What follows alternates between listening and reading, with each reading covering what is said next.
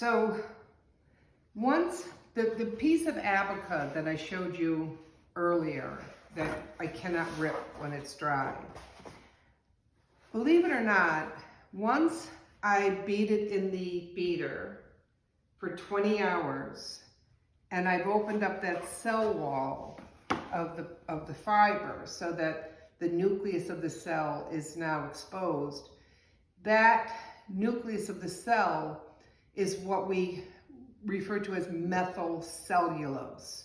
And it's that goopy, gloppy stuff that is inherent in a cellular plant. So after 20 hours of beating, this becomes this. And it looks almost like paste or pudding.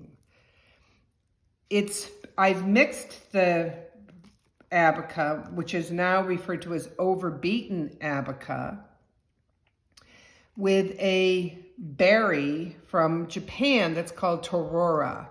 And torora, it comes to me in a powder form, and I mix it in the blender with the abaca, and that's what gives it this consistency.